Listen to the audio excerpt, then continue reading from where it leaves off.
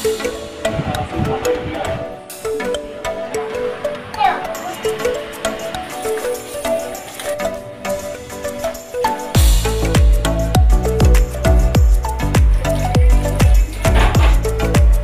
Morning, शुभ सकाळ. श्री स्वामी समर्थ.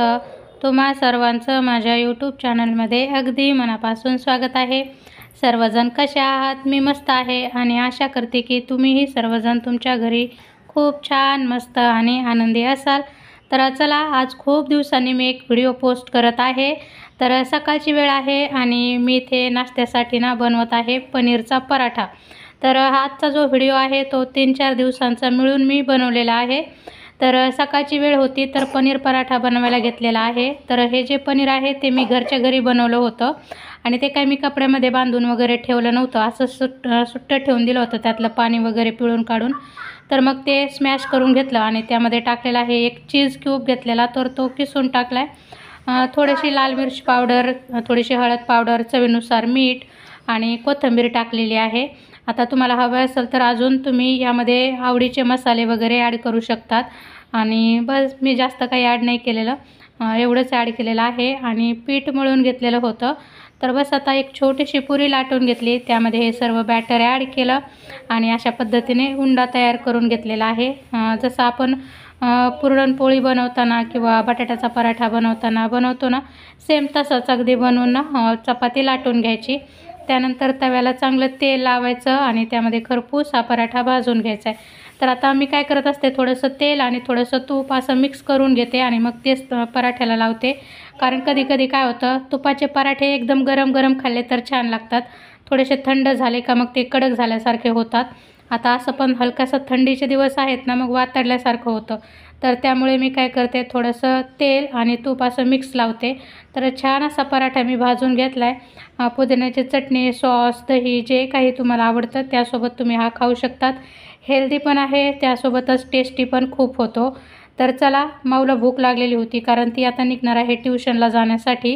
राजवीर सकाळीच गेलेला शाळेत, तर त्याच्यापुरताच मी पराठा बनवून दिलेला होता. तर चला, आता ती गेली आणि त्यानंतर मग आता इथे मी काय करत आहे, तर आज विचार केला की पूर्ण जे आपलं फ्रीज आहे ना ते डीप क्लिनिंग करून घ्यावं. तर मग मी सर्व घरातलं जे माझं काही काम होतं ना ते बऱ्यापैकी सर्वच आवरलेलं आहे आणि माऊला घ्यायला जायला थोडासा वेळ होता. तर म्हटलं चला फ्रीज क्लीन करून ठेवूया. आल्यानंतर मग त्याचे पार्ट्स वगैरे व्यवस्थित सुकले का मग पुन्हा त्यामध्ये आपल्याला सर्व पार्ट्स व्यवस्थित ठेवून देऊन मग त्यातलं जे काही साहित्य होतं फ्रीजमधलं ते पण पुन्हा भरून ठेवायचं होतं. तर मी शक्यतो असा प्रयत्न करते की जेव्हा आपल्या फ्रीजमधील भाज्या बऱ्यापैकी संपलेल्या असतील तेव्हा फ्रीजची जी डीप क्लिनिंग आहे ना ती करायला घेते.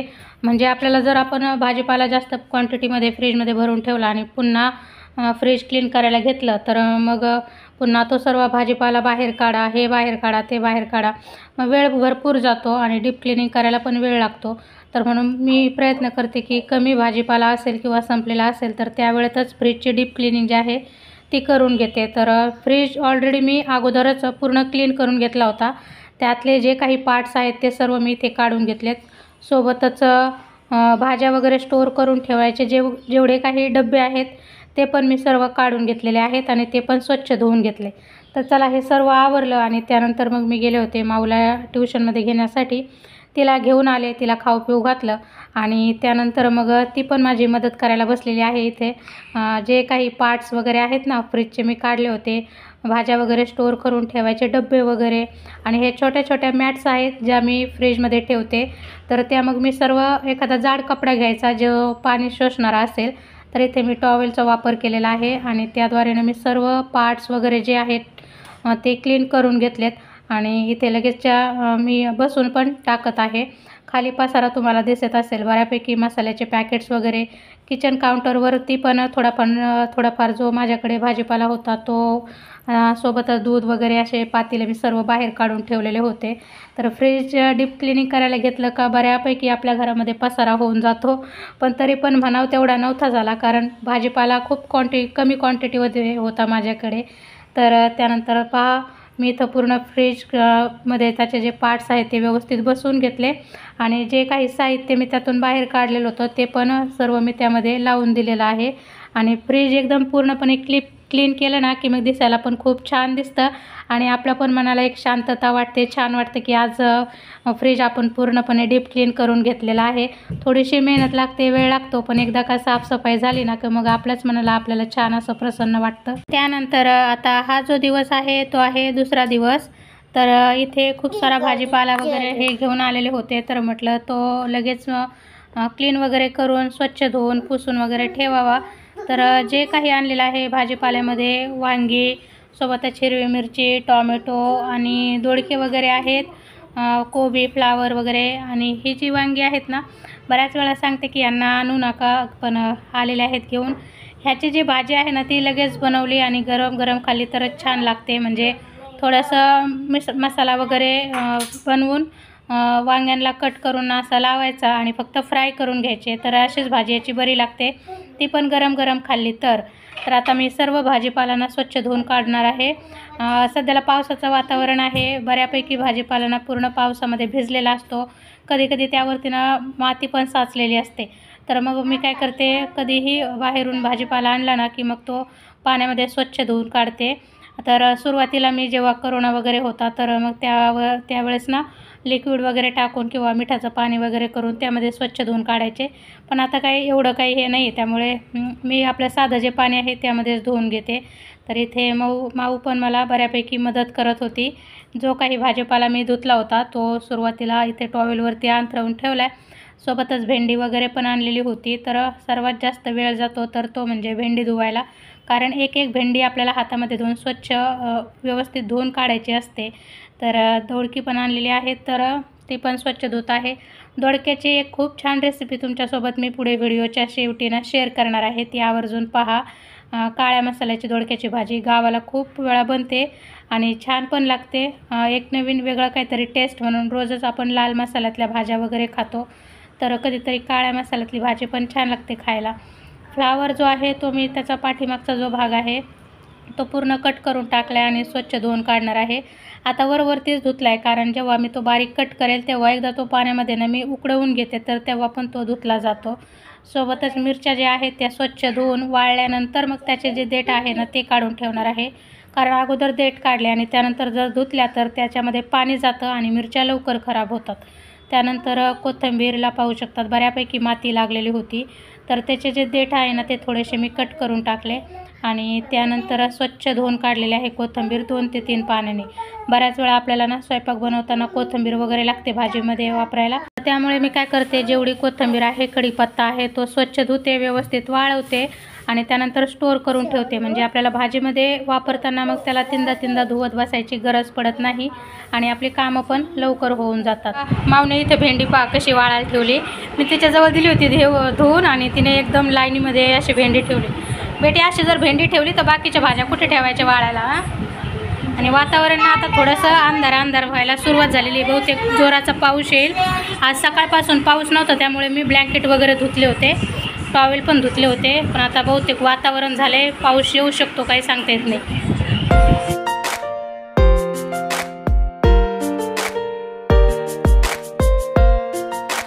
तर आता इथे मी बनवत आहे काळ्या मसाल्याची दोडक्याची भाजी.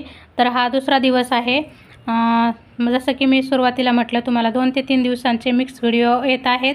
तर काळ्या मसाल्याची दोडक्याची भाजी बनवण्यासाठी सुरुवातीला दोडका घेऊन त्याचे जे वरचे कडक शिरा असतात त्या थोड्याशा आपल्याला काढून टाकायच्या आहेत.